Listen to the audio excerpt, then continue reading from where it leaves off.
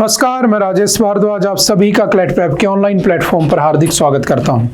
Hello everyone, welcome to CLAT prep. आज है 21 जुलाई 2025। जैसा कि आप सभी को पता है, हम डेली न्यूज़ एनालिसिस करते हैं, फैक्चुअल एनालिसिस करते हैं और उसके साथ साथ 20 क्वेश्चंस की प्रैक्टिस भी करते हैं। तो चलिए उसी सीक्वेंस को कंटिन्यू करते हैं। आज कौन सा दिन है? तो आज है 21 जुलाई 2025। हालांकि आज के दिन ऐसा कोई डे नहीं है जो हमारे एग्जाम के लिए इम्पोर्टेंट हो, लेकिन हाँ, कल यानी कि कल संडे था, तो संडे को कल क्या था? 20 जुलाई, ठीक है, 20 जुलाई। तो कल क्या था हमारे लिए? तो कल हमारे लिए क्या था? तो हम कल के दिन सेलिब्रेट करते हैं इंटरनेशनल मून डे। यानी कि इस दिन क्या हुआ था? इस दिन क्या हुआ था? 20 जुलाई 1969 को जो आपका अमेरिका है, यूएसए, ठीक है, उसकी जो स्पेस एजेंसी है नासा, वो क्या करती है? एक मिशन लॉन्च करती है जिसका नाम था अपोलो 11। और अपोलो 11 इस दिन 20 जुलाई को कहाँ पर पहुंच जाता है? 1969 में वो मून पर पहुंच जाता है। और चांद पर जाने वाला पहला देश कौन बन जाता है? यूएसए यानी कि अमेरिका, ठीक है। और जो सबसे पहले पहुंचता है चांद के ऊपर वो कौन होता है? तो फर्स्ट स्टेप किसने रखे होते हैं? तो आप सभी उसके बारे में जानते हो ना, नील आर्मस्ट्रॉन्ग, ठीक है। लेकिन हालांकि अगर हम देखते हैं तो उन्होंने वहाँ पे पहला कदम कब रखा होता है? फर्स्ट स्टेप तो वो होता है 2:56 AM के आसपास, यानी कि 21 जुलाई को। तो कुछ लोगों का ऐसा मानना है कि हमें 21 जुलाई को क्या सेलिब्रेट करना चाहिए? International moon day. बट हालांकि हम उसे कब सेलिब्रेट करते हैं? 20 जुलाई को सेलिब्रेट करते हैं, जिस दिन वो पहुंचे थे, ना कि जिस दिन उन्होंने कदम रखा होता है, ठीक है। ये बात भी याद रखना। बस एल्ड्रिन जो थे वो उसके बाद दूसरे आदमी ऐसे थे जो कहां पर चले थे? मून के ऊपर चले होते हैं, ठीक है, मून वॉक की होती है। तो सिंपल सा याद रखना। तो कल का दिन था वो किस नाम से मनाया जाता है? International moon day. क्या भारत भी चांद पर जा चुका है? तो हाँ, भारत भी चांद पर जा चुका है। और रिसेंटली भारत ने 2023 में चंद्रयान 3 जब लॉन्च किया था, तो इंडिया साउथ पोल पे जाने वाला, सक्सेसफुली लैंड करने वाला फर्स्ट कंट्री बन जाता है, ठीक है। ये बात भी आपको ध्यान रखनी है। और जिस दिन हम सक्सेसफुली पहुंचे थे वो कौन सा दिन था? वो था 23 अगस्त, ठीक है, 2023। और 23 अगस्त को हम क्या सेलिब्रेट करते हैं? तो हम उस दिन सेलिब्रेट करते हैं नेशनल स्पेस डे, ठीक है। नेशनल स्पेस डे उस दिन सेलिब्रेट किया जाता है। तो ये बेसिक सी बात है, ध्यान रखना, ठीक है। चलते हैं थोड़ा सा आगे। आज की इंपॉर्टेंट न्यूज कौन कौन सी है देखते हैं। Open to debate on the operation Sindoor in parliament government. देखो, जो हमारी गवर्नमेंट है, अभी आपका कौन सा सेशन चलने वाला है? तो याद रखना, मानसून सेशन चलने वाला है। और जो आपका मानसून सेशन चलने वाला है वो कब से कब तक चलेगा? 21 जुलाई से लेकर 21 अगस्त तक क्या चलने वाला है? Monsoon session. और याद रखना 3 सेशन चलते हैं। एक होता है बजट सेशन, ठीक है, जो सबसे लॉन्गेस्ट होता है, फरवरी से मई तक चलता है अप्रोक्सीमेटली, ठीक है, फेब टू मई, ठीक है, अप्रोक्सीमेटली। उसके बाद आपका कौन सा होता है? मानसून सेशन, जो लगभग 1 महीने का होता है। और उसके बाद आता है आपका कौन सा? Winter session. विंटर सेशन सबसे छोटा होता है, वो ऑलमोस्ट दिसंबर में स्टार्ट होता है, 15 to 20 डेज तक चलता है, ठीक है। ये बेसिक सी बातें याद रखना। 3 तरह के क्या होते हैं? सेशन होते हैं। उसमें क्वेश्चंस पूछे जाते हैं, मार्क डन मार्क, है ना, वो अलग बातें होती है, ठीक है। तो हमारा जो मानसून सेशन वो कब से बैठने वाला है? 21 जुलाई से। और आपने पढ़ा होगा कि जो जस्टिस वर्मा वाली न्यूज हम काफी टाइम से पढ़ रहे थे, तो जस्टिस वर्मा के बारे में भी यहीं पर क्या होने वाला? डिस्कशन होने वाला, इम्पीचमेंट की प्रोसेस, है ना। तो वहीं पर सरकार ने इस बात के लिए एग्री कर दिया है कि सरकार किसके ऊपर डिबेट करेगी? तो government is ready to debate on Pahalgam या ऑन ऑपरेशन सिंदूर। क्योंकि आपने देखा होगा कि हमारी जो अपोजिशन पार्टीज हैं वो बार बार वो पूछती हैं कि बताओ कितने फाइटर प्लेन मारे गए, कितने फाइटर जेट जो हमारे वो क्रैश हो गए, है ना, क्या उसके रिजल्ट निकले। तो सरकार ने कहा ठीक है, काफ़ी टाइम से उनको कहा जा रहा था कि डिबेट कर लेते हैं, तो वो एग्री कर जाते हैं और कुछ नहीं है, ठीक है। और जब एग्री कर जाते हैं तो कुछ टाइम बाद क्या होगा? उनकी डिबेट होगी, बैठेंगे और उसके बाद जो भी डाटा निकल के आएंगे हम उसको पढ़ लेंगे। हालांकि आपने देखा होगा अभी ट्रम्प साहब ने कल परसों भी दोबारा कह दिया कि 5 जो फाइटर प्लेन्स थे, फाइटर जेट थे, वो क्रैश हुए थे। अब ये नहीं पता कौन सी साइड के थे, तो दोबारा से डाउट क्रिएट करता है कि हाँ एक्चुअल में हुआ क्या था उस दिन, ठीक है। तो उसके ऊपर क्या होगा, आपके जो मानसून सेशन है उसके अंदर क्या होने वाली है, डिबेट होने वाली है। सिंपल से याद रखना। तो जस्ट है ना 21 जुलाई है, आज ही से स्टार्ट हो चुका है, ठीक है। तो अब देखते हैं इस एक महीने के अंदर किस दिन इसके ऊपर डिस्कशन होता है। जिस दिन होगा हम उसको डेफिनेटली पढ़ लेंगे, ठीक है। यूनियन मिनिस्टर जेपी नड्डा और Kiran Rijiju with the Congress leader Jairam Ramesh and others after the all party meeting on Sunday ahead of the monsoon session, ठीक है। ये ऐसा कहा गया है, ठीक है। तो सिंपल सा याद रखना है। और ऑपरेशन सिंदूर जो है आपका, जो पहलगाम था, है ना, मैं बार बार कह रहा हूं कि उसको अच्छे से याद रखना है, कौन कौन से ऑपरेशन से। टीआरएफ को आपने देखा होगा, अभी एक आर्टिकल आज आया भी है द हिंदू में कि टीआरएफ को क्या डिक्लेयर कर दिया गया है, इंटरनेशनल टेररिस्ट ऑर्गेनाइजेशन भी इसको अनाउंस कर दिया गया है यूएन के द्वारा। तो वो यूएसए ने डिक्लेयर कर दिया। तो वो सब बातें भी आपको पता होनी चाहिए, क्या होता है टीआरएफ, क्या है लश्कर तैयबा, ठीक है, जैसे मोहम्मद, ठीक है, आपका हिजबुल मुजाहिदीन, आपका अल कायदा, 9/11, 26/11, ठीक है, आपका जो पुलवामा हुआ था, ठीक है, आपका जो 2001 के अंदर आपके जो पार्लियामेंट अटैक हुआ था, ठीक है, चाहे आपकी वो फ्लाइट हाइजैक हुई थी, है ना, कुछ भी ऐसी बात हो जो टेररिज्म से रिलेटेड हो, उनके बारे में आपको एटलीस्ट सारी बातें पता होनी चाहिए। और हम काफ़ी बार उन चीज़ों को पढ़ भी चुके हैं, तो बार बार रिपीट करने से कोई फ़ायदा है नहीं, हम आगे बढ़ जाते हैं। अगर फिर भी नहीं ध्यान हो, डाउट हो, तो आप पूछ सकते हैं। कैलाश मानसरोवर, देखो जो कैलाश मानसरोवर है ना, उसकी यात्रा स्टार्ट हो चुकी है, ठीक है। Giving a new impetus to the ties says Chinese envoy. देखो होता क्या है, आपने देखा होगा कि जो मानसरोवर है ना, बेसिकली मानसरोवर, कैलाश पर्वत कहाँ पर है, मानसरोवर में। और मानसरोवर किसका पार्ट है, तो मानसरोवर एक्चुअल में तिब्बत का पार्ट है। बट तिब्बत को कौन अपना पार्ट मानता है, चाइना मानता है, चाइना क्लेम करता है। आपने पढ़ा होगा दलाई लामा वाला इशू जो चल रहा था ना, तो दलाई लामा वहां से भाग के कहाँ आ गए, भारत, और भारत में वो शरण ले लेते हैं। भारत में कहाँ बैठे हैं, तो वो बैठे आपके हिमाचल प्रदेश धर्मशाला में, ठीक है। तो वहां पर जो तिब्बत है उसको क्लेम कौन करता है, चाइना। चाइना उसे अपना पार्ट मानता है, ठीक है। और चाइना किसी को भी अपना पार्ट मान ले तो बाद की बात है, जैसे अरुणाचल प्रदेश के भी कुछ जगहों के नाम बदलता रहता है, तो उसका अलग डिस्प्यूट चलता है, ठीक है। तो हमारा जो मानसरोवर है वहां पर एक कह सकता हूँ माउंटेन है जिसका नाम है कैलाश माउंटेन। और आपने अपने एंशिएंट टेक्स्ट है उसमें पढ़ा होगा, रामायण, महाभारत या जो भी हमारे शिव पुराण है, गरुड़ पुराण है, उसमें पढ़ा होगा कि जो भगवान शिव हैं उनका वास कहाँ पे है, तो उनका वास कैलाश पर्वत पर है, हिमालय में। तो कैलाश के लिए, मानसरोवर के लिए यात्रा शुरू होती है, हर साल शुरू होती है, ठीक है। और उस यात्रा में ऑलमोस्ट हमारे यहाँ से बहुत सारे जो यात्री हैं ना, जो श्रद्धालु होते हैं ना, वो लोग जाते हैं। और वो क्या हो चुकी है, अब स्टार्ट हो चुकी है, तो न्यूज़ में आ गई है। तो जस्ट बेसिक सी बातें पढ़ते हैं, फिर हम थोड़ा सा डिस्कस करते हैं। माउंट कैलाश लगभग 6638 मीटर है, याद रखना। इसी हिमालय की हाईएस्ट पीक कौन सी है, माउंट एवरेस्ट। और माउंट एवरेस्ट जो है उसे हिमालय की क्वीन भी कहते हैं, ध्यान रखना, क्वीन ऑफ हिमालय भी कहा जाता है। और ये जो आपका माउंट एवरेस्ट है कंप्लीटली कहाँ पर लोकेटेड है, नेपाल में, ठीक है, जो ऑलमोस्ट 8848 मीटर के साथ बना हुआ है। और नेपाल में इस हिमालय को क्या कहा जाता है, तो नेपाल में हिमालय को सागर माथा भी कहते हैं। ये बात भी जस्ट बेसिक्स याद रखना, ठीक है। और उसी के अंदर एक माउंट कैलाश, ठीक है, जो कि lake Mansarovar are located in the Tibetan region of the China near the source of 4 major rivers. अभी आपने पढ़ा होगा इंडस वाटर ट्रीटी, इंडस भी वहीं से निकलती है, सतलुज वो भी उसी के पास से निकलती है, हम पढ़ चुके पूरे रिवर सिस्टम को। ब्रह्मपुत्रा जिसको यारलुंग सांगपो कहा जाता है, ये भी वहीं से निकलती है। और इवन ब्रह्मपुत्रा के तो 4 नाम है, ठीक है। जब ये चलती है तो यारलुंग सांगपो, इंडिया में पहुंचती है तो इसे क्या कह देते हैं, ब्रह्मपुत्रा या दिहांग कह देते हैं। और जब ये बांग्लादेश में पहुंच जाती है तो इसे क्या कह देते हैं, जमुना कह देते हैं, ठीक है। और एक आपकी एक करनाली रिवर जो कि किसकी है, गंगा की ट्रिब्यूटरी आती है। और ये जो आपका कैलाश माउंटेन है, याद रखना, ये अभी भगवान शिव की पूजा की जाती है, उनका घर माना जाता है। और माँ पार्वती जो है उनका भी घर माना जाता है, आप जानते हो, ठीक है। और यहाँ पर बेसिकली कितने लोगों का, ये बेसिकली आपका होली प्लेस है, तो याद रखना जैनों का भी है, क्योंकि यहीं पर फर्स्ट तीर्थंकर जो ऋषभ देव थे ठीक है, उनका निर्वाण माना जाता है। यहीं पर बुद्धिस्ट लोगों का भी है, वो बिलीव करते हैं कि जो डेमचोक थे, ठीक है, वो वहीं पर हुए थे। ठीक है, और उसके बाद जी इसकी मिनिस्ट्री कौन सी है? एक्सटर्नल अफेयर्स मिनिस्ट्री है जो इसको मैनेज करती है। ठीक है, कंडक्टेड एनुअली जून टू सितंबर, जून से सितंबर के बीच यात्रा चलती है in collaboration with the China, ठीक है, तिब्बतन अथॉरिटीज।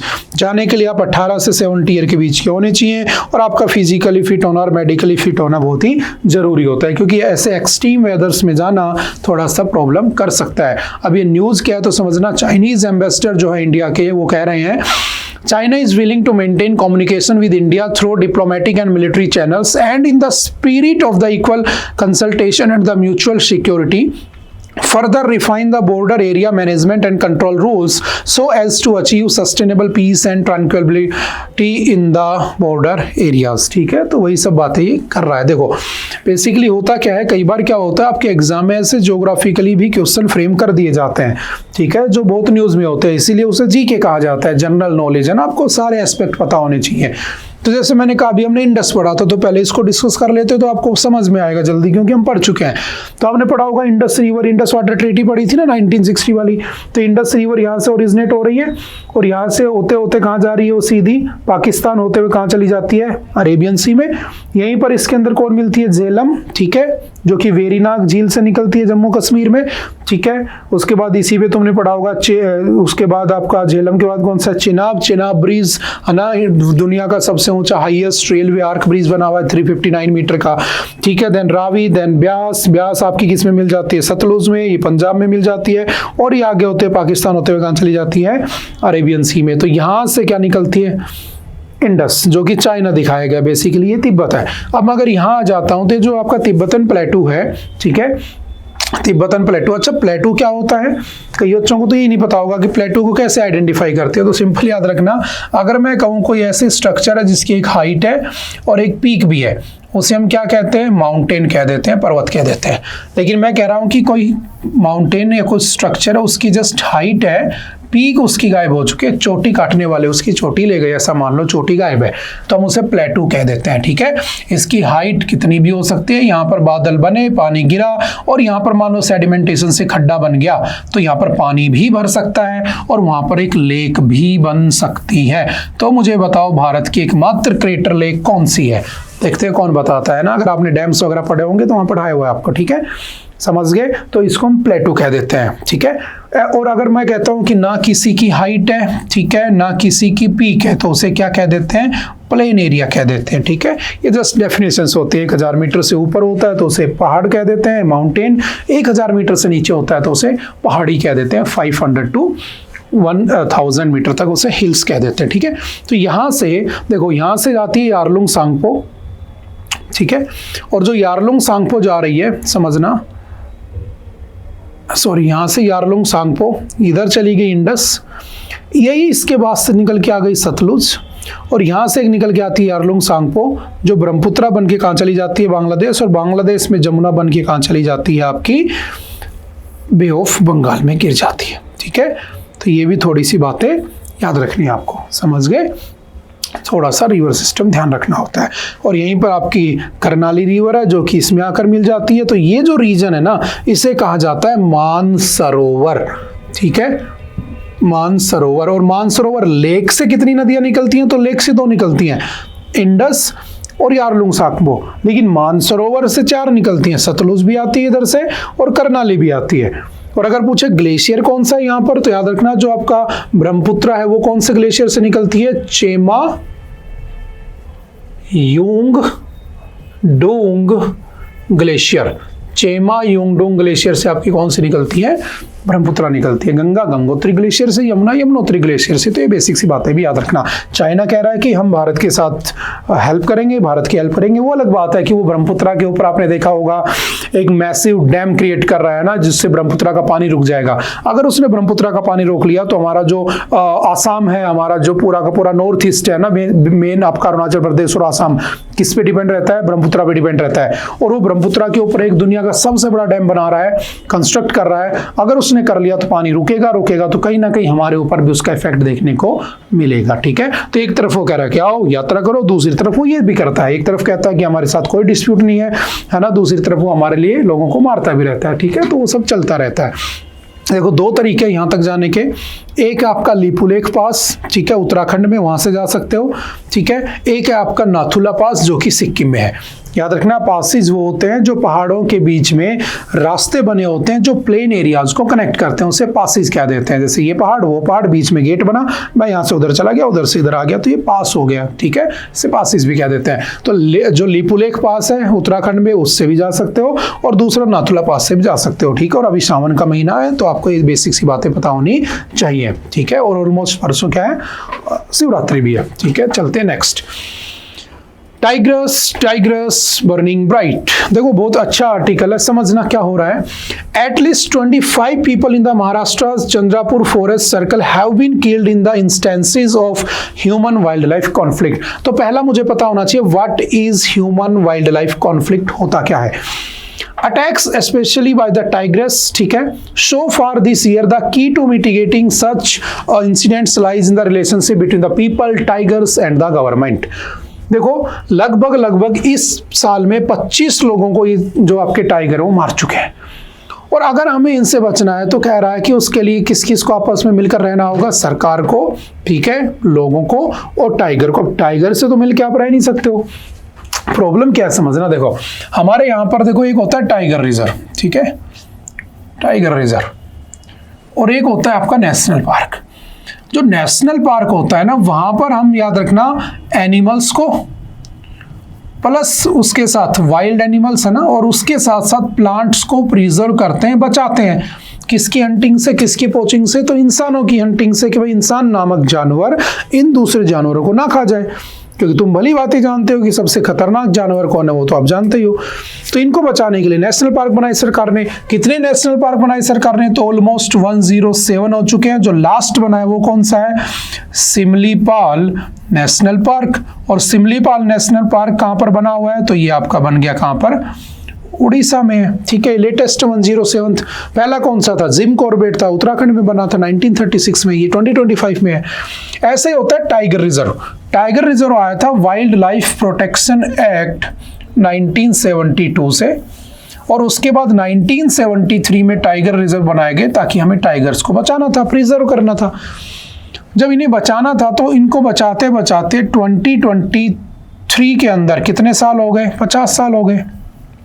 तो हमने क्या किया, international big cat alliance launch कर दिया। ये भी आप जानते हो 9 अप्रैल 2023 को लॉन्च किया गया था। ठीक है, और उसमें 7 जानवर हैं। भारत में 5 ही पाए जाते हैं, जैगुआर और प्यूमा नहीं पाया जाता है।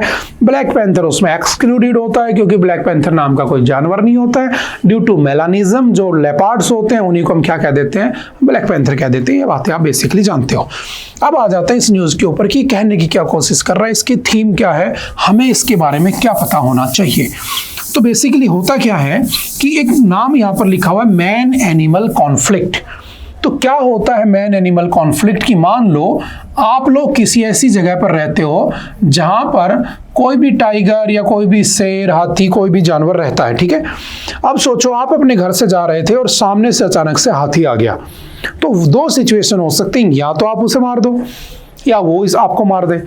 तो मोस्ट प्रोबेबली ये तो होता यही है 99% कि वो आपको मार देगा। ठीक है, अगर आपके पास हथियार नहीं है तो सरकार हथियार रखने की वैसे परमिशन नहीं देती है, तो आप ही मारे जाओगे, क्योंकि सरकार के लिए आप ये जस्ट एक डाटा हो, लेकिन जानवर को बताना जरूरी है क्योंकि वो कम हो चुके हैं, एंडेंजर्ड स्पीसीज है। तो सरकार ने क्या किया, कुछ को नेशनल पार्क डिक्लेयर कर दिया, कुछ को वाइल्ड लाइफ डिक्लेयर कर दिया, कुछ को वाइल्ड लाइफ सेंचुरी है ना, कुछ को टाइगर रिजर्व कर दिया, कुछ को एलिफेंट रिजर्व कर दिया, कुछ को कुछ अनाउंस कर दिया, बायोस्फीयर रिजर्व कर दिए।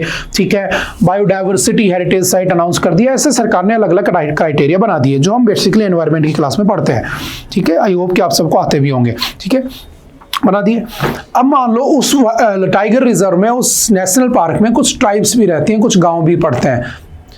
तो होता क्या है, मैन एनिमल कॉन्फ्लिक्ट हो जाता है, और एक ही सिचुएशन हमारा तो इंसान ही जाएगा। तो यही भी एक आ जा रहा है कि मध्य प्रदेश में लगभग इस साल हमारे यहाँ इंडिया में लगभग 25 लोग मारे जा चुके हैं, और ये डाटा कम नहीं होता है। बात समझ में आ रही है। तो इसका रीजन क्या, मैन एनिमल कॉन्फ्लिक्ट। उसका रीजन क्या, उसका रीजन इसकी बनावट का होना। बनावट का होना क्या, देखो ये 3 रीजन में डिवाइडेड होता है। सबसे अंदर होता है कोर। इस कोर में हम उसे रखते हैं जिसे हमें बचाना है। जैसे Kuno national park, Kuno national park में मुझे किसे बचाना था? मुझे चीता को बचाना था, क्योंकि जो चीता थे वो एक्सटिंक्ट हो गए थे। कौन से ईयर में? तो चीता एक्सटिंक्ट हो गए थे 1952 में, मुझे उसे बचाना था। तो मैं नामीबिया और साउथ अफ्रीका से चीते ले आया, मैंने वहां रख दिए। अब ये चीता तो बाहर आ सकता है, हम अंदर नहीं जा सकते हैं। तो बाहर वाला जोन होता है कौन सा? उसे कहते हैं बफर जोन। बफर जोन के अंदर आप लोगों की ह्यूमन एंट्री अलाउ होती है, लेकिन ह्यूमन एंट्री कैसे अलाउ होती है? विद रेस्ट्रिक्शंस के साथ अलाउ होती है। जैसे सफारी वगैरह करने जाते हो आप, ठीक है। ये होता है ट्रांजिशन जोन, यहाँ पर ह्यूमन एंट्री अलाउ होती है। ह्यूमन इवन सेटलमेंट भी होता है, लोग रहते भी हैं, क्योंकि ट्राइबल लोग है ना, जंगल में रहने वाला आदिवासी लोग कहाँ जाएंगे? उनकी तरफ तुम्हारी तरह शहर में 3 BHK फ्लैट थोड़ी ना उन बेचारों के पास, वो तो जंगल में रहेंगे, है ना। तो बेचारे जंगल में रहते हैं। अब होता क्या है, यहाँ पर तुम लोग आराम से घूम सकते हो इजिली, यहां पर तुम विद रेस्ट्रिक्शन जाओगे, और ये जानवर यहां आ सकता है, आप यहां जा सकते हो, ठीक है। कभी कभी ये जानवर बाहर भी आ जाता है, और जब बाहर आता है ना तो ह्यूमन कॉन्फ्लिक्ट हो जाता है, और जब होता है ना तो ये सीन देखने को मिलते हैं। इसके ऊपर सुप्रीम कोर्ट एक बार जजमेंट भी दे चुका है, शायद आप लोगों को याद होगा। सुप्रीम कोर्ट ने एक बार ये भी कहा था कि अगर हमें ह्यूमन और एनिमल कॉन्फ्लिक्ट को रोकना है तो ये जो आपका ये जो जोन है ना, यहां से लेकर कोर से लेकर और ये बफर जोन, इसका एक नाम और है, इसे कहा जाता है इको सेंसिटिव जोन। और सरकार ने कहा कि इस इको सेंसिटिव जोन को, सुप्रीम कोर्ट ने कहा 2016 में, इसे एटलीस्ट 10 किलोमीटर कर दो। लेकिन एक बात बताओ, ये भारत है, ठीक है, ये वेस्टर्न घाट है, ये ईस्टर्न घाट है, बेचारा केरला तो छोटा सा है, 4 नेशनल पार्क है उसके अंदर, पहाड़ है, नीलगिरी भी है, वेस्टर्न घाट भी है, नाईमुडी भी है, तो जगह कहाँ है उसके पास? उसने कहा मैं तो नहीं करूंगा। उसने इसको क्या कर दिया? केरला ने इसका कर दिया अपोज। फिर क्या हुआ? दोबारा से 2022 में सुप्रीम कोर्ट बोला कि भाई नहीं मान रहे हो तो कम से कम इसको 1 किलोमीटर तो कर लो। लेकिन हम फिर नहीं माने, हमने 1 किलोमीटर भी नहीं किया। किसने अपोज कर दिया? केरला ने। वो बोला कि मेरे ऑलमोस्ट 115 से 120 गांव जो है वो किस में आ जाएंगे? इसमें आ जाएंगे, मैं तो इसको नहीं बढ़ाने वाला। लेकिन इससे होता क्या? फिर वो जानवर बाहर निकल के आ जाता है अपने खाने की खोज में, जो भी होता है, और फिर ये देखने को मिलता है। तो इससे निपटने का एक तरीका है कि हम इस इको सेंसिटिव जोन को क्या कर दें? बढ़ा ले। लेकिन राजस्थान बढ़ा सकता है, पूरा खाली है, पूरा रेगिस्तान है, आप चाहो उतना बढ़ा लो, 50 किलोमीटर कर लो। लेकिन कुछ स्टेट में क्या है, कंस्ट्रेंट भी है, तो वो नहीं कर पाते बेचारे, ठीक है। तो वही सब इसमें डिस्कस किया हुआ है, ठीक है।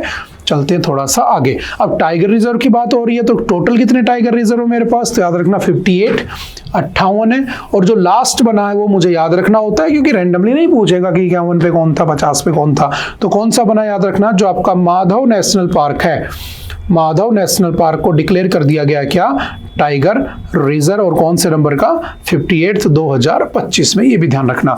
जैसे 107 नेशनल पार्क इसको डिक्लेयर कर दिया गया है, तो आपके सिमलीपाल नेशनल पार्क उड़ीसा को, ठीक है। चलते हैं थोड़ा सा आगे। Directorate general of the civil aviation, अच्छा, reform can not wait, aviation safety is at stake. देखो अभी आपने देखा होगा कि हमारी जो एयर इंडिया की जो फ्लाइट क्रैश हुई थी, ठीक है, बोइंग 787, ठीक है, 12 जून को, जिसके अंदर लगभग ऑलमोस्ट 300 के आसपास लोग मारे जाते हैं, कुछ सिविलियंस भी थे, कुछ पैसेंजर्स भी थे, है ना। तो कहा गया कि अच्छा, अभी आपने देखा होगा एक न्यूज चल रही है कि एलिगेशंस लगाए जा रहे हैं कि जो पायलट था, क्योंकि पायलटों के बीच में जो बात हुई थी, जो कन्वर्सेशन हुआ था, उस कन्वर्सेशन के बिहाफ पर यह कहा जा सकता है कि ये एक आंसर निकल के आता है कि जो फ्यूल स्विच था वो बंद था। और जब फ्यूल स्विच बंद था तो किया किसने? तो कुछ लोग जो हैं, जैसे इंटरनेशनल ऑर्गेनाइजेशन से, वो एलिगेशंस लगा रही हैं कि भाई वो जो पायलट थे ना, उसी में किसी एक ने कर दिया होगा सुसाइड के पर्पज से, तो उनकी मेंटल हेल्थ अच्छी नहीं होगी। इवन मैंने एक आर्टिकल ये भी पढ़ा था कि उनके घर में किसी की डेथ हो गई थी, किसी पायलट के, तो उसने हो सकता है सुसाइड करने के पर्पज से, मदर या फादर पता नहीं, एक आर्टिकल था, तो उन्होंने दबा दिया होगा, बंद कर दिया होगा। अब एक बात बताओ, कोई आदमी इतने साल से सर्विस कर रहा है और उसको पता है कि उसकी जिम्मेदारी क्या है, उसकी रिस्पॉन्सिबिलिटी क्या है, ठीक है, तो वो ऐसी हरकत नहीं कर सकता है। बाई मिस्टेक अगर हो तो ये बाई मिस्टेक वाली भी नहीं होती है ना। बाई मिस्टेक ये हो सकता है कि मैं तुम्हें पढ़ा रहा हूँ, मेरा पढ़ाने का काम है। बाई मिस्टेक ये हो सकता है कि किसी दिन किसी लेक्चर में मैंने कुछ डाटा को लिखा है, यहाँ पर कुछ बोल दिया, कुछ, वो मिस्टेक होती है। लेकिन मेरे पीछे 250 लोग बैठे हैं, मैं उनको चला रहा हूँ और मैं स्विच को बंद कर दूँ, ये मिस्टेक नहीं होती है। लेकिन वो लोग पायलट के ऊपर डाल रहे हैं। बात समझ में आ रही है? तो कहा गया कि इन पायलट्स के ऊपर ये जो आपके जो पायलट होते हैं इनके जो टेस्ट होने चाहिए ना, साइको टेस्ट, ये सब टाइम टू टाइम होने चाहिए, है ना, इनका स्ट्रेस टेस्ट होना चाहिए, स्ट्रेस एनालिसिस ये सब होना चाहिए। तो लेकिन ये आर्टिकल ही डिस्कस कर रहा है भाई ठीक है होना चाहिए, लेकिन अभी के अभी एट प्रेजेंट अगर तुम इसे लागू करोगे तो बहुत टाइम लग जाएगा। तो तुम मेन प्रॉब्लम में क्यों नहीं आ रहे? मेन प्रॉब्लम क्या है कि 2020 में 22 में इसी फ्लाइट के लिए कहा गया था कि इसमें माल फंक्शन हो सकता है। अब माल फंक्शन क्या होता है? तो यानी कि अपने आप सिस्टम खराब हो जाता है। जैसे ये स्क्रीन चल रही है, मान लो स्क्रीन में इसके मदरबोर्ड में कोई डिस्प्यूट है, मान लो, और ये चलते चलते अपने आप स्क्रीन बंद हो जाए, ठीक है, और जब अपने आप बंद हो जाएगी तो मान लो यहाँ से ये भी बंद हो जाएगा, तो आप मुझे थोड़ी ना ब्लेम करोगे कि सर ने ऐसे चलते चलते बंद कर दिया। हो सकता है इसके अंदर कोई फॉल्ट हो, तो हो सकता है कि तुम्हारे प्लेन में कोई एरर हो और वो बंद हो गया हो, जस्ट उन्होंने तो बातें की थी कि मैंने भी नहीं किया, मैंने भी नहीं किया, आप कैसे उसे ब्लेम कर सकते हो? तो जो हमारा सिविल एविएशन है, जो मिनिस्ट्री ऑफ सिविल एविएशन है, उसे इस बात पे ज़्यादा ध्यान देना चाहिए कि एट प्रेजेंट जो रनिंग एयरप्लेन्स हैं, ठीक है, उनकी सेफ्टी कैसे देखी जाए, ना कि रादर देन कि भाई उनको साइको एनालिसिस किया जाए। बात समझ में आ रही है? बस इसकी यही थीम, आई होप कि आपको बात समझ में आ गई होगी, ठीक है। जस्ट इसको पढ़ लेना, मैं दो चार बातें और डिस्कस कर लेता हूं जो इसमें लिखी हुई है। The aircraft accident investigation bureau, ठीक है, report on the Air India Boeing 787 air crash in Ahmedabad, वही सब बातें। Directorate general of civil aviation has regulatory control over the airlines, the AAI and the airport operators, the ministry of civil aviation has supervisory control over the DGC and the AAI. तो इन लोगों को क्या करना चाहिए?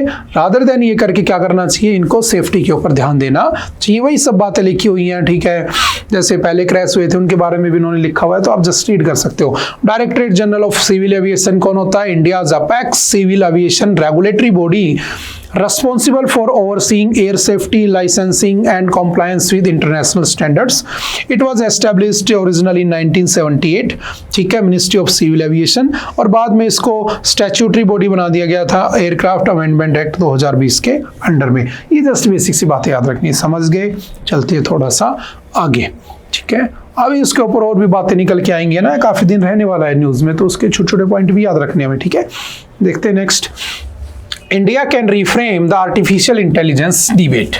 बहुत ही अच्छा article है, बहुत ही शानदार आर्टिकल। अगर आप इसे पढ़ोगे, मैं आपको इसके थीम समझा देता हूं ताकि जब आप इसे देखो तो आपको समझ में आ जाए। एग्जाम ओरिएंटेड चीजें हम पढ़ लेते हैं, ठीक है। देखो होता क्या है, less than 3 years ago chat GPT dragged artificial intelligence, यानी कि जो आर्टिफिशियल इंटेलिजेंस है उसको इंट्रोड्यूस ऑफिशियली कौन करता है? Chat GPT. चैट मतलब कि तुम चैट करते हो, जीपीटी मतलब जनरेटिव प्री ट्रेन्ड ट्रांसफॉर्मर, यानी कि एक ऐसा ट्रांसफॉर्मर है जो प्री ट्रेन्ड है, उससे आपने चैट की, आपने पूछा, उसने बता दिया, ठीक है, और सारा डाटा आपको कंपाइल करके दे दिया, ठीक है। तो उसे कहा गया चैट जीपीटी। लेकिन ये आया कब था? तो ये आया था 2022 में। लाया कौन था इसे? Sam Altman. और सैम ऑल्टमैन की कंपनी कौन सी थी? तो याद रखना ओपन एआई। अब तो सबने खोल लिया है ना, जैसे घर घर में दुकानें खुल जाती है ना, घर घर में हर कंपनी का एआई बन चुका है, वो बात की बात है, ठीक है। अब ओपन एआई आता है, ठीक है। इसमें क्या था, जब इनिशियली ये आया था चैट जीपीटी, तो इसमें क्या वो था इशू कि इसमें सिर्फ टेक्स्ट ही इनपुट में दे सकते थे आप, तो आउटपुट भी क्या मिलता था हमें? आउटपुट भी टेक्स्ट ही मिलता था, तो कोई इशू नहीं था, सब सही चल रहा था। अब इसका एडवांस वर्जन आ गया GPT-4, और आप GPT-4 के अंदर वॉइस दे रहे हो, ऑडियो दे रहे हो, वीडियो दे रहे हो इनपुट के रूप में, तो ये आउटपुट भी वैसे ही देगा। इसलिए तुमने देखा होगा कि बहुत सी जगह पर हमारे जो फेवरेट पॉलिटिशियंस हैं, उनको तुम लोगों ने, मैं नाम नहीं लूंगा ना, उनको आप लोगों ने आप समझ गए होंगे, मारवाड़ी में गाने गाते हुए देखा होगा, भोजपुरी में गाने गाते हुए देखा होगा, है ना। इतना मिसयूज होता है, डीप फेक की न्यूज़ पढ़ी होंगी, है ना, किसी को बदनाम करने के लिए उसके फेस का, उसके बॉडी का यूज कर लिया जाता है। तो ये सब एआई का ही कमाल होता है, लेकिन हालांकि उसके कमाल भी है तो उसके नुकसान भी है। और नुकसान क्या है उसके? ये सब जो मैंने अभी बोले। फायदे क्या है उसके? फायदे बहुत अच्छे हैं। ऐसी डिजीज जो साइंटिस्ट ढूंढ ही नहीं पा रहे थे सॉल्यूशन, एआई पे डाला, एआई ने सारा डाटा कंपाइल किया और 10 मिनट में सॉल्यूशन दे दिया। तो इसके यूज भी बहुत सारे हैं, समझ में आ रही है, तो हमें उनकी तरफ भी जाना चाहिए। तो होता क्या है, एआई के अच्छे यूज, बुरे यूज। अच्छा एक याद रखना, एआई जो है ये इनिशियली कब आया था? 1956 में। लाने वाला कौन था? तो उसका नाम याद रखना आपको, जॉन मैकार्थी, ठीक है, जॉन मैकार्थी इसे लेकर आए थे। और जॉन मैकार्थी इसे कब लेकर आए थे? 1956 में। और उसके बाद इसका एडवांस वर्जन चैट जीपीटी, और उसके बाद तो आपने देखा लाइन लग चुकी है, जेमिनाई, उसके बाद है ना मेटा का अपना खुद का है, सब ने अपने अपने बना लिए, वो बाद की बातें। डीप सीक है ना, ग्रोक है ना आपके स्पेस एक्स वाले का, ठीक है, ऐसे बहुत सारे बन चुके हैं, ठीक है। अब मैंने कहा कि इनका यूज और मिसयूज कैसे डिफाइन करोगे? तो ये जितना इनका यूज अच्छा उतना इनका मिसयूज भी बहुत बुरा है। तो इससे बचने के लिए क्या किया गया? सबमिट होती है एआई सबमिट। तो जो पहली एआई सबमिट हुई थी वो कहां पर हुई थी? यूके में, ठीक है। दूसरी एआई एक्शन सबमिट कहां पर हुई थी? पेरिस में, ठीक है, ठीक है, फ्रांस। और अगर आपसे पूछे नेक्स्ट जो 2026 वाली एआई एक्शन सबमिट है वो कहां पर होने वाली है, तो वो होने वाली है आपकी कहां पर? इंडिया उसको प्राउडली क्या करने वाला है? होस्ट करने वाला है। इसको भी ध्यान रखना है, ठीक है। ब्लैचली समिट जो कि यूके में है, फर्स्ट एआई समिट थी, ठीक है। The US and the China eye each other across the frontier at the race. ये दोनों उसको करना चाहते हैं, लेकिन New Delhi can not erase that tension but can blunt it. The summit agenda must be broad, inclusive and focused on global good. India can not craft a global AI authority in 1 week and should not try. It can stitch together what exists and makes a serious push to share AI capacity with the global majority. देखो एक बात समझना, आने वाला जो वक्त है ना वो एआई पे ही चलने वाला है।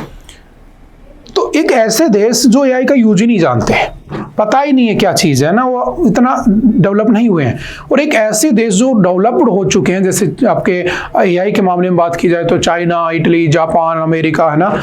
तो हम जो है ना इंडिया, अगर इंडिया इसे होस्ट करता है तो इंडिया एक ब्रिज का काम कर सकता है दोनों के बीच में, जो लेस डेवलपिंग है यानी कि अंडर डेवलप है, ठीक है, अंडर डेवलपिंग, और दो डेवलप हो चुके हैं, उनको कनेक्ट करने का काम कर सकता है। तो ये यही कह रहा है कि क्या भारत रेडी है अगले साल इसे होस्ट करने के लिए? क्या भारत ने अपना कुछ एआई में ऐसा कमाल किया है जैसा चाइना करके बैठा है, डीप सीक बना के बैठा है वो, है ना, अमेरिका करके बैठा है, उसने अपना बना रखा, क्या बोलते हैं, ग्रोक वाला उसका, स्पेस एक्स का। तो हमारे पास कुछ ऐसा है क्या? हमारे पास है नहीं, इसलिए तो चैट जीपीटी और इनके ऊपर लोगों को डिपेंड होना पड़ता है। तो बेसिकली वही ये इसमें डिस्कस करने कह रहा है, India can bridge the divide, है ना, वही जो मैंने बोला, but the geopolitical climate is far from smooth. War continues in Ukraine, Ukraine में लड़ाई चल रही है, वेस्ट एशिया जो है वो आपस में लड़ते जा रहे हैं, ठीक है, ट्रेड वार वैसे चल रहा है दुनिया के बीच में। तो अगर हम क्या करते हैं, जो पेरिस एआई समिट हुई थी 2025 में, mean to unify ended in division, उसमें कहा गया था, लेकिन उसके बाद आज तक नहीं हुआ। China welcomed it, the very forum mean to protect humanity digital future face the risk of splintering. India has the standing and the credibility to bridge this divides. India अगर चाहे तो मौका है इंडिया के पास, एआई समिट को host कर दे, और वो इन दो जो मैंने बताया डेवलपिंग और डेवलप्ड उनके बीच में ब्रिज का काम कर सकता है। बस वही इसने डिस्कस करने की बात की है, और एआई से रिलेटेड बेसिक बातें आपको पता होनी चाहिए, ठीक है। जैसे यूपीआई वगैरह हो गया, ठीक है, इसके अंदर भी आप इसका एआई का यूज कर सकते हो, हर जगह यूज होता है आजकल। आपने पढ़ा होगा विजिंजम, याद करो विजिंजम, इंडियाज फर्स्ट लार्जेस्ट, है ना, ट्रांसशिपमेंट पोर्ट, जो आपका विजिंजम बनाया गया तिरुवनंतपुरम में, केरला में। उस विजिंजम में आपने देखा होगा 3 मिलियन, है ना, आपके TEU जो कंटेनर वो इकट्ठा हो सकते हैं, लेकिन उसमें भी हमने क्या किया, फर्स्ट हमारा क्या है, पोर्ट है, ट्रांसशिपमेंट पोर्ट है, जिसमें हमने क्या किया, आपका जो एआई है ना, आर्टिफिशियल इंटेलिजेंस जो है, उसके अंदर जो ट्रैफिक मैनेजमेंट सिस्टम है, TMS, ट्रैफिक मैनेजमेंट सिस्टम, वो कैसा है, एआई वाला है। तो एआई के बहुत सारे यूज है, समझ गए। तो हम भी इसका बेनिफिट उठा सकते हैं, हम भी इसको आगे ला सकते हैं, ठीक है। ये वही सब बातें जो उस एडिटोरियल में लिखी हुई है, ठीक है। तो एटलीस्ट ये बातें याद रखना।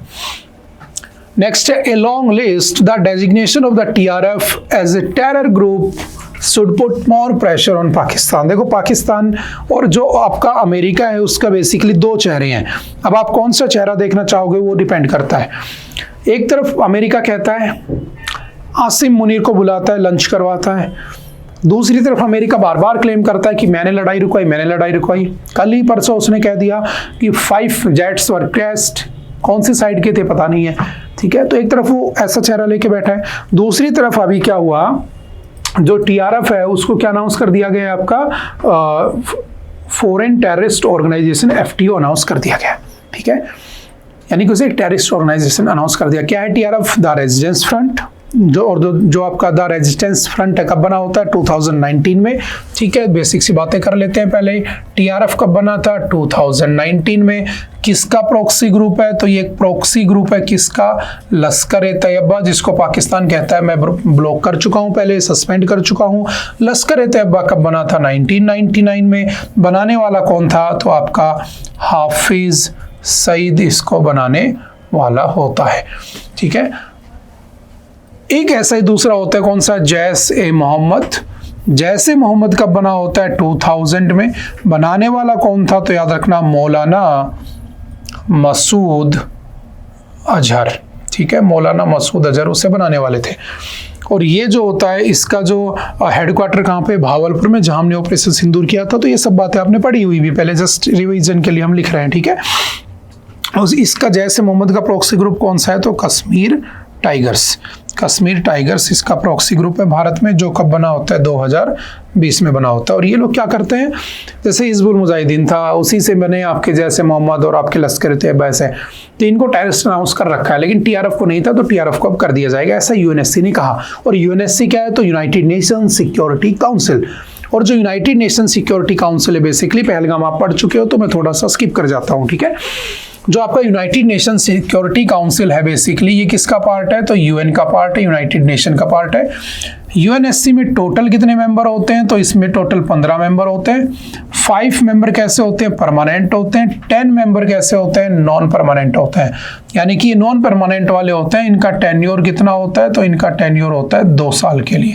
ठीक है, और जो परमानेंट वाले होते हैं वो तो परमानेंट होते हैं। इसके अंदर आता है आपका यूके, यूएसए, ठीक है, रशिया, ठीक है, चाइना और फ्रांस। और इनके पास क्या है, वीटो पावर है। आपने कई बार सुना होगा कि भारत को भी वीटो पावर मिल जाएगी, लेकिन इतना इजी नहीं है, उसके लिए बहुत मेहनत करनी पड़ेगी। और दूसरा, चाइना और अमेरिका देने भी नहीं देंगे, वरना चाइना को प्रॉब्लम हो जाएगी ना, वो हमें नहीं रोक पाएगा आगे बढ़ने से, बाद की बात है। तो इनके पास वीटो पावर है। These are permanent members of the UNSC and these are the non permanent members. These are elected for 2 years, 2 साल के लिए इनको इलेक्ट किया जाता है और रैंडमली किया जाता है। ठीक है, समझ गए। तो इसके अंदर अभी एक रेजोल्यूशन पास हुआ। अच्छा, एक रेजोल्यूशन इसमें डिस्कस किया उसने यूएनएससी का 1267। तो याद रखना, व्हाट इज 1267 आपसे पूछ लेगा। तो 1267 जो है यूनाइटेड नेशन सिक्योरिटी काउंसिल, इसके नाम में लिखा है कि सिक्योरिटी काउंसिल, सिक्योरिटी मेंटेन रखनी है। 1999 में इन्होंने इसे अडॉप्ट किया था। और इसके अंदर इन्होंने जो टेररिस्ट ऑर्गेनाइजेशंस होते हैं ना, जैसे आपके तालिबान हो गया, इन सबको इंक्लूड कर दिया था। ठीक है, और उसके बाद आगे चल के इन्होंने 9/11 अटैक्स के बाद जो हुआ था ना आपका अमेरिका में, उसके बाद ये और ज्यादा मजबूत हो जाता है। ठीक है, इसका पूरा का पूरा काम क्या होता है कि जो आपके टेररिस्ट ऑर्गेनाइजेशन है, जैसे अलकायदा, लादेन वाला है ना, अल जवाहिरी वाला हमने पढ़ा था एक बार है ना, कि आपका, ठीक है, मकताब-ए-खिदमत जो सबसे पहले टेररिस्ट ग्रुप बना था, मकताब-ए-खिदमत के बाद बन जाता है अलकायदा, अलकायदा से हिजबुल मुजाहिदीन, हिजबुल मुजाहिदीन से आपके लश्कर-ए-तैयबा और जैश-ए-मोहम्मद, और वहीं से टीआरएफ, और वहीं से आपका कश्मीर टाइगर्स। ठीक है, तो इनको बैन करने के लिए इसको बनाया जाता है। ठीक है, सिंपल से याद रखना। ठीक है, तो इसमें इसको बैन करने की बात की गई और कुछ नहीं है। अगर आपको यूएनएससी के अंदर कोई वोट पास करवाना है, कोई रेजोल्यूशन पास करवाना है, तो टोटल 15 में से याद रखना 9 वोट आपके फेवर में होने चाहिए, तो ही पास होता है। और उसके बाद भी एक कंडीशन याद रखना कि अगर वो वीटो नेशंस हैं, है ना, UK, USA, Russia, China, France, अगर इनमें से किसी एक ने भी उसके लिए नो कह दिया, तो आपका रेजोल्यूशन पास नहीं होगा। ये भी ध्यान रखना, सभी का यस होना जरूरी है। और टोटल ओवरऑल 9 वोट होने चाहिए, यानी कि 5 तो परमानेंट एग्री होने चाहिए और 10 नॉन परमानेंट में से 4 एटलीस्ट अगर एग्री हो जाते हैं तो रेजोल्यूशन पास हो जाता है। ये बात भी ध्यान रखना। ठीक है, चलते हैं थोड़ा सा आगे। What is the European Commission's age check plan to keep children safe online? European Commission is developing an age verification app, यानी कि एक ऐसा ऐप लाया जा रहा है जिसमें अगर आप उसको पहले से प्री इंस्टॉल्ड होगा मोबाइल में, और अगर आप उस मोबाइल को चलाओगे तो आपकी एज को आपको क्या करना होगा, वेरीफाई करने का। वो जो क्राइटेरिया है वो अभी वो डिसाइड करेंगे। ठीक है, under the digital service act, ठीक है, डीएसए के अंदर में, to prevent the minors from accessing harmful online content. ठीक है, आपने देखा होगा जो छोटे बच्चे होते हैं ना, उनके हाथ में मोबाइल लग जाता है, पता ही नहीं, ठीक है, बच्चा क्या यूज कर रहा है उसका। ठीक है, उससे हो सकता है कि उसका नुकसान हो जाए, उसका फ्यूचर खराब हो जाए ना, उसकी सेहत के लिए नुकसानकारी हो सकता है, कुछ भी हो सकता है। ठीक है, सुसाइड कर लेते हैं, जैसे बीच में ब्लू व्हेल नाम का गेम आया था है ना, एक ब्लू व्हेल नाम का गेम, बच्चे सुसाइड कर ले रहे थे उसमें, तो ऐसा नहीं होना चाहिए ना। तो बच्चों को बचाना बहुत जरूरी है। बच्चा क्या होता है, मिट्टी का, जैसे कुम्हार होता है, कुम्हार जब बर्तन बनाता है ना तो मिट्टी को बहुत गीला कर लेता है उसको ना, और फिर उसको आकार देता है। तो बच्चा वही होता है, उसको जैसे आप उसको ठोकोगे पीटोगे, जैसे उसको बनाना चाहोगे वो बर्तन बन जाएगा, घड़ा बन जाएगा, गिलास बन जाएगा, ठीक है, कुछ भी बन जाएगा। तो उसको ध्यान रखना बहुत जरूरी है। तो आप बताओ ऐसा कौन सा देश है, मुझे बताना, जिसने अपने यहाँ पर सोशल मीडिया यूज करने के लिए बच्चों की एज को 16 साल फिक्स कर रखा है ना। एक ऐसा लॉ लेकर आया था कि बिलो 16 ईयर्स आपको सोशल मीडिया एक्सेस नहीं मिल पाएगा। तो अच्छा ऐसा होना चाहिए। इवन जो फ्रांस है, फ्रांस जो है आपका इमैनुअल मैक्रोन, वो तो मैं जिसकी बात करने वाला हूँ है ना, एज चेक प्लान का, इसके लिए बिल्कुल सपोर्ट में है। वो तो कह रहा है कि मैं चाहता हूँ कि यही नहीं, 18 ईयर छोड़ो, आप कम से कम 15 साल तक के बच्चे को तो क्या मत दो, सोशल मीडिया यूज मत करने दो। वो तो ये इसका भी सपोर्ट कर रहा है। तो मे बी EU इसके ऊपर प्लान कर ले। यूरोपियन कमीशन कब बना था यूरोपियन कमीशन, तो आपको पता होना चाहिए 1993, और इसमें टोटल कितने देश आते हैं मिला के टोटल, तो इसमें 27 देश आते हैं आज के दिन। एक ब्रिटेन एग्जिट कर चुका है पहले, ठीक है, 2020 में। Many critics argue that the move risks compromising privacy and fails to effectively safeguard children। तो जो बच्चे हैं कुछ कहते हैं कि ऐसा करने से प्राइवेसी चली जाएगी, क्योंकि अगर एज वेरिफिकेशन होगा, जैसे भारत में एज वेरिफिकेशन कर दें आप सभी के लिए, तो आपको आधार कार्ड के डाटा डालना पड़ेगा। आधार कार्ड से पता चलेगा आपकी एज क्या हो रखी है ना, कुछ ना कुछ राशन कार्ड कुछ, तो हो सकता है आपका डाटा लीक हो जाए, है ना। तो ये भी कंसर्न आ रहे हैं। तो देखते हैं अभी क्या करते हैं, लेकिन EU इज जस्ट प्लानिंग, और बच्चों को बचाना है उनके फ्यूचर के लिए। जैसे फॉर एग्जाम्पल पोर्नोग्राफिक कंटेंट, ठीक है, साइबर बुलिंग हो जाती है बच्चों के ना, छोटे छोटे बच्चे होते हैं, बहुत सारे जो प्रीडेटर्स होते हैं बैठे रहते हैं, जो मासूम बच्चे होते हैं उनको बहका देते हैं, उनके अकाउंट से पैसे निकालना ना, उनको ब्लैकमेल करना, बहुत सारे इंसिडेंट होते हैं, है ना। आपको पता नहीं दुनिया में क्या क्या चल रहा है, ठीक है। एडिक्शन हो जाता है, देखा होगा बहुत सारे बच्चों का एडिक्शन हो जाता है ना, हर टाइम मोबाइल चाहिए, खाना खाते समय भी, है ना, हर समय मोबाइल चाहिए उन्हें।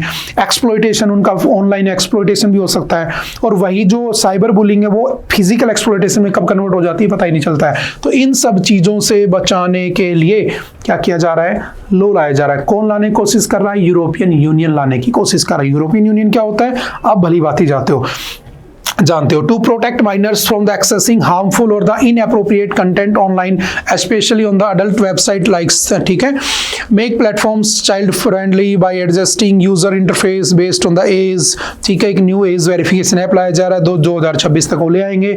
France, Spain, Denmark, Greece, Italy, ये सब क्या कर रहे हैं, उसका सपोर्ट कर रहे हैं, स्ट्रांगली उसके सपोर्ट में है। फ्रांस तो ये भी कह रहा है कि 15 साल तक के बिलो का सोशल मीडिया अकाउंट ही बैन कर दो, ठीक है। क्या भारत में ऐसा होना चाहिए, शाबाश मुझे बताओ, है ना। और सभी को इसके ऊपर अपनी राय दे सकते हैं, ठीक है ना। ऑलमोस्ट सभी इसमें अपना जवाब दे सकते हैं कि क्या भारत में 15 ईयर से भी लोग बच्चों का मोबाइल या सोशल मीडिया कंटेंट बंद होना चाहिए या नहीं होना चाहिए, ठीक है। और क्या भारत में भी ऐसे बिलो 18 वाले बच्चों के लिए कुछ ऐप मैकेनिज्म होना चाहिए जैसा EU लाना चाहता है, ठीक है। इसको आप लीगल की रेस्पेक्ट में भी देख सकते हो, ठीक है। तो बताना मुझे क्या होना चाहिए। NDRF trains dogs for the use in the disaster operations। देखो हुआ क्या, NDRF क्या है, जो आपका आपने देखा होगा कई बार डिजास्टर आ जाते हैं, है ना। तो नेशनल डिजास्टर्स के काम पर कौन काम आता है उस टाइम पर, तो NDRF काम आता है। क्या होता है NDRF, क्या कर रहा है NDRF समझना। Around 6 dogs are currently under training at the NDRF battalions, ठीक है, तमिलनाडु के अंदर, और गाजियाबाद में 6 जो डॉग है उनको ट्रेन किया जा रहा है, जो डिजास्टर के टाइम पर आपकी क्या करेंगे, हेल्प करेंगे। The dogs primarily belongs to the Belgian Malinois and the Labrador breeds, ठीक है। ये 2 ब्रीड्स वहां से लाई गई हैं और इनको ट्रेन किया जा रहा है। Special training use recent imported from abroad that mimics the order of the decomposing human bodies, ठीक है। जैसे मान लो नेशनल डिजास्टर आ गया और कोई उसमें दब गया, तो उसको ढूंढने के लिए डॉग्स का यूज करने वाले हैं, ठीक है, और कुछ नहीं है। It was established under the section 44 of the disaster management act 2005। तो डिजास्टर मैनेजमेंट एक्ट कब आया था, 2005 में आया था, क्योंकि आपने पढ़ा होगा 2004 के अंदर क्या आई थी, सुनामी आ गई थी, तो उसके बाद ये आया था कहां पर, सुमात्रा आइलैंड के ऊपर, ठीक है। उसके बाद भारत ने इसको बनाया होता है, ठीक है। जैसे पेरियार नदी में जब बाढ़ आई थी तो हमने क्या बनाया था, डैम सेफ्टी एक्ट, ठीक है। तो जब तक हमारे यहाँ पर कुछ हो नहीं जाता तब तक हम कुछ नहीं करते हैं, ये बात आप भली बात ही जानते हो, ठीक है। है ना, इंडिया है। कौन कौन सी आर्म्ड फोर्सेस हैं उसके अंदर, कौन कौन सी बटालियंस यूज होती हैं, तो याद रखना बीएसएफ है, सीआरपीएफ है, सीआईएसएफ है, आईटीबीपी है, सशस्त्र सीमा बल है और आपकी आसाम राइफल उसमें काम करती है। कब बना था ये एनडीआरएफ? 2006 में। मिनिस्ट्री कौन सी है? होम अफेयर्स मिनिस्ट्री इसके अंडर में काम करती है। बेसिक सा याद रखना, ठीक है। और इसमें डॉग्स को यूज किया जा रहा है, तो ये न्यूज में आ गया और कुछ भी नहीं। और अभी एग्जाम अभी न्यूज में आता रहेगा क्योंकि नदियां बहेंगी, पानी बरसेगा और ये सब चलता रहेगा। नेक्स्ट चलते हैं जो इंपॉर्टेंट है, annual share of the abstentions in India's votes at the United Nations reaches on all time high. देखो ऑल टाइम हाई क्या समझना, अभी हमने पढ़ा था यूनाइटेड नेशंस सिक्योरिटी काउंसिल पढ़ा था और इसमें 10 + 5 का फिगर होता है। 5 क्या होते हैं? परमानेंट, और 10 क्या होते हैं? Non permanent. ये तो था सिक्योरिटी काउंसिल की बात। लेकिन अगर मैं बात करता हूं यूनाइटेड नेशंस जनरल असेंबली, तो जनरल असेंबली में तो 193 + 2 आते हैं। 2 कौन है? जो ऑब्जर्वर हैं। एक आपका वेटिकन सिटी जो दुनिया का सबसे छोटा देश है, जो रोम के अंदर है, और एक कौन सा है आपका? तो एक आपका पैलेस्टाइन जो कि इजराइल हमास वाला इशू चल रहा है। तो जब यहाँ पर वोटिंग होती है तो 2 ऑप्शन होते हैं, या तो यस कर दो या नो कर दो, या बाहर निकल जाओ, एब्सटेन हो जाओ, यानी कि ना हाँ ना ना हाँ। तो भारत जो है ना, भारत बहुत टाइम से क्या कर रहा है? ना करते जा रहा है, या ना करता ना हाँ करता, एब्सटेन हो जाता है, प्रेजेंट ही नहीं रहता। मतलब जिस दिन अटेंडेंस होती है ना उस दिन जाता ही नहीं, ऐसा मान लो। और ये ट्रेंड बढ़ रहा है। ये देखो 2 इसके एस्पेक्ट, एक अच्छा भी एक बुरा भी। अच्छा ये है कि अगर हम ऐसा करते हैं तो हम अपनी इंडिविजुअलिटी को दिखा रहे हैं कि भाई मैं इंडिविजुअल हूं, मैं काफी हूं तुम लोगों के लिए, मेरे को किसी की जरूरत नहीं है। तुम कल को कोई लो लेकर आए, 20 लोग हाँ कर रहे हैं, 10 लोग ना कर रहे हैं, मैं हाँ करूं ना करूं, मेरे पे मेरी मर्जी, क्योंकि मैं तुमसे इन्फ्लुएंस्ड ही नहीं हूं, मेरे को फर्क ही नहीं पड़ता तुम क्या कर रहे हो दुनिया में। एक तो ये चीज है कि हमारी पावर, हमारी कह सकता हूं कि हम कितना आगे बढ़ चुके हैं, वो सब दिखा रहा है।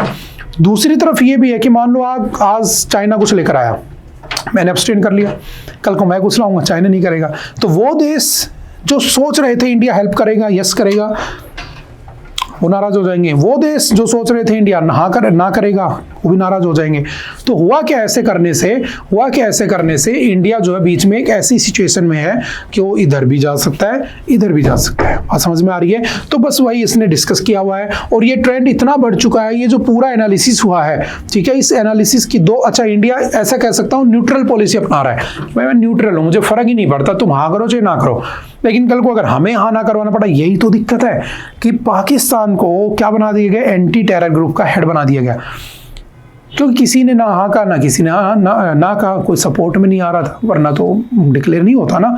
तो कहीं ना कहीं उसका इम्पैक्ट तो हमें देखने को मिलेगा ही मिलेगा। बस वही इसमें डिस्कस किया हुआ है। एक स्टडी की है द हिंदू ने, उसी के ऊपर N analysis by the Hindu of more than 5500, है ना, लगभग 5500 रेजोल्यूशंस जो हैं यूएन के, उसकी एक स्टडी की गई जिसमें पता चला इंडिया ने 56% यस किए हैं, ठीक है, और उस कब से लेकर 1955 से लेकर। On the other hand annual percentage of the abstentions has increase to 44%, the highest share in India's history at the United Nation. The data show that this change in voting patterns began around 2019 से हमने उनको ignore करना शुरू कर दिया। India's voting pattern remained volatile until the late 1960s, with the percentage of the annual yes votes swinging between 20% and 100% during this period. The percentage of the abstentions also fluctuated between the 0% and 40%. The subsequent 25 years between 1970s and 1994 show the magnitude of this volatility decreased substantially. The percentage of annual yes votes during this period ranged between a low of 74% and a high of 96%. तो just data जो आपको at least क्या करने हैं, याद रखने हैं, ठीक है। Between the mid 1990s and 2090 India's voting patterns in the UN became even more stable, with the share of yes votes ranging between 75% and 83%. तो वही सब बातें इसमें लिखी हुई है, ठीक है। चलते हैं आगे।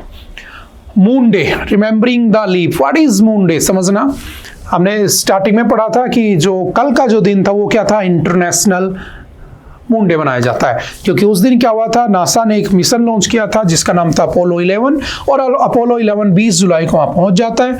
बट जो फर्स्ट मैन थे आपके नील आर्मस्ट्रॉन्ग ने 2:56 पे अगले दिन यानी कि 21 जुलाई की सुबह क्या रखा था, पहला स्टेप रखा था मून के ऊपर। तो कुछ लोगों का मानना है कि 21 जुलाई होनी चाहिए, कुछ का मानना है 20 जुलाई, लेकिन हम इसे 20 जुलाई मानते हैं। ठीक है। The United Nations officially recognize this day in 2021 after recommendations from the COPUOS committee on the peaceful uses of the outer space. इसके बाद इन्होंने 2021 से बनाना शुरू कर दिया। अगर मैं कहूँ भारत चांद पर कब पहुंचा था, उस दिन 23 अगस्त, जो हमने स्टार्टिंग में डिस्कस कर लिया था, हम उसे क्या बनाते हैं, नेशनल स्पेस डे यानी कि NST के नाम से बनाते हैं। ठीक है। और अगर आपसे पूछे कि स्पेस में जाने वाला पहला इंसान कौन था, तो याद रखना स्पेस में जाने वाला पहला इंसान कौन था, तो वो था आपका यूरी गागरिन। ठीक है। और ये किस दिन गए थे, 12 अप्रैल 1961, और इनको वोस्टॉक 1 स्पेसशिप से भेजा था, किसने, USSR ने। और इसीलिए 12 अप्रैल को क्या बनाया जाता है, तो याद रखना इंटरनेशनल स्पेस डे बनाया जाता है। ठीक है। इंटरनेशनल स्पेस डे बनाते हैं। और अगर आपसे पूछे आपका फर्स्ट वुमेन कौन थी जो स्पेस में गई थी, तो उसका नाम याद रखना वैलेंटीना। ये 1963 में गई थी, वोस्टॉक 6 से इनको USSR ने भेजा होता है। ठीक है। इंडिया की तरफ से 2 जा चुके हैं, Rakesh Sharma 1984 Soyuz T11 by आपका USSR। और अगर आपसे पूछे कि दूसरा, तो अभी कौन गए थे, Shubhanshu Shukla international space station, वो आप अच्छे से जानते हो, एक्सियोम 4 मिशन। ठीक है। वो सारी बातें आप पढ़ चुके हो, तो हम आगे बढ़ जाते हैं, समझ गए, सिंपल सा याद रखना। चाइना, इंडिया, रशिया और यूरोपियन स्पेस एजेंसी एक ऐसे देश है जो कहाँ पहुंच चुके हैं, चांद पर पहुंच चुके हैं। याद रखना पाकिस्तान भी, अभी आपने पढ़ा होगा कुछ दिन पहले, प्लान कर रहा है चाइना के साथ मून पर एक मिशन लॉन्च करने की। ठीक है। वो सब बात आप जानते हो, चंद्रयान 1, 2, 3 है ना, वो आपने इसरो में पढ़ा हुआ है, तो हम थोड़ा सा आगे स्किप कर जाते हैं। हाँ, याद रखना 23 अगस्त को जहां पर हम उतरे थे, वहां पर वो जो हम लैंड किए थे, उस लैंडिंग साइट का नाम क्या रखा गया, तो उस लैंडिंग साइट का नाम क्या रखा था, तो उसको नाम दिया गया शिव शक्ति पॉइंट। क्या नाम दिया गया, शिव शक्ति पॉइंट। और जहां पर 2019 वाले हमारे चंद्रयान 2 के डेब्रिस गिरे थे, टुकड़े गिरे थे, उस जगह को क्या कहा गया, तिरंगा पॉइंट। ठीक है। तिरंगा पॉइंट, ये भी याद रखना। ठीक है। हमारे लैंडर का नाम क्या था जब हम गए थे चांद पर, तो विक्रम। हमारे रोवर का नाम क्या था, प्रज्ञान। ये बेसिक सी बातें याद रखना। ठीक है।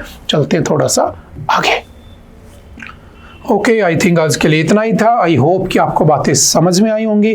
फिर भी अगर किसी भी तरह का कोई डाउट रहता है तो आप एनी टाइम आकर पूछ सकते हो, मिल सकते हो। मिलते हैं दोबारा से किसी नेक्स्ट लेक्चर में। Okay, bye bye, thank you, have a nice day.